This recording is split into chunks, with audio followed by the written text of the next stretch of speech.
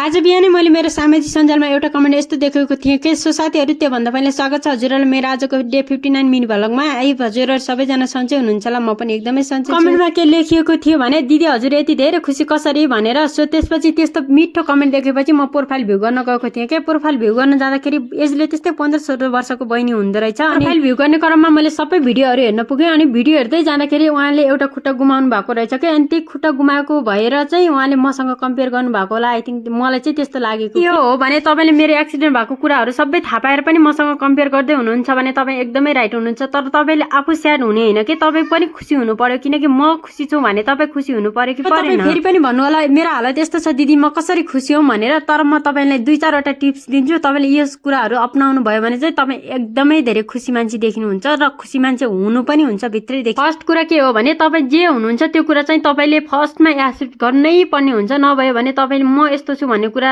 मनमा राखिराख्नु भयो भने तपाईँ खुसी कहिल्यै पनि हुनुहुन्न। सो त्यसको लागि चाहिँ फर्स्टमा तपाईँले चाहिँ आफूलाई माया गर्न थाल्नु पर्यो, आफूलाई टाइम दिन थाल्नु पर्यो, आफ्नो बारेमा धेरै सोच्नु पर्यो, अरूको बारेमा नभएर आफ्नो बारेमा पनि एज अ पोजिटिभ कुराहरू। नेगेटिभ कुराहरू त सोच्दै नसोच्ने कुरा भनेको कम्पेयर नगर्ने, अरूसँग कम्पेयरै नगर्ने। यदि कम्पेयर गर्न छ भने पनि आफूभन्दा कमजोर मान्छेहरूसँग गर्ने, किनकि तिनीहरूभन्दा म यस्तो छु यहाँभन्दा पनि अझ खतरा हुन सक्छु भन्ने खालका सोचहरू राख्ने। अर्को इम्पोर्टेन्ट कुरा के भने कसैबाट पनि केही कुराको आश नराख्ने, आफूले सके जति आफै गर्न खोज्ने, आफै रमाउन खोज्ने, आफै कमाउन खोज्ने, अनि आफूलाई धेरै टाइम दिने, आफूले मन लाग्ने कामहरू गर्ने, मन लाग्ने ठाउँ घुम्न जाने। सो यस्तो कुराहरू गर्न थाल्यो भने चाहिँ तिमी पनि खुसी हुन्छ बहिनी। सो त्यसैले तिमी पनि एकदमै धेरै खुसी हुनु अबदेखि चाहिँ। सो अरू चाहिँ यस्तै फेजमा छु नि, म एकदमै धेरै माया गर्न थालेको छु। मैले मलाई चिनेको छु अनि म जति दिन बाँच्छु नि एकदमै धेरै खुसी भएर बाँच्छु भन्ने खालको सोचहरू चाहिँ मैले बनाइसकेको छु।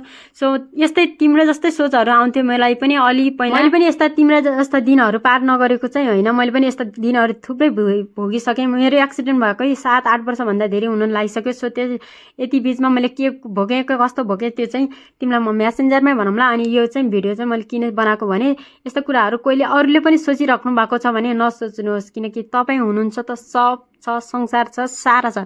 तपाईँ जति दुखी हुनुहुन्छ, जति स्याड हुनुहुन्छ त्यो तपाईँलाई नै इफेक्ट पार्छ। अरू कसैलाई केही पनि समस्या हुँदैन, न तपाईँको घरको मान्छेलाई हुन्छ न कोही बाहिरको मान्छेलाई। बाहिरको मान्छेलाई झन् फरक पर्ने कुरा भएन, अलिअलि घरको मान्छेलाई पर्ने हो।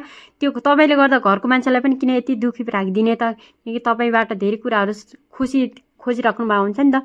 सो त्यसैले तपाईँ पनि खुसी हुनुहोस् र घरको मान्छेलाई पनि खुसी राख्नुहोस्। आजलाई यति नै, बाई बाई।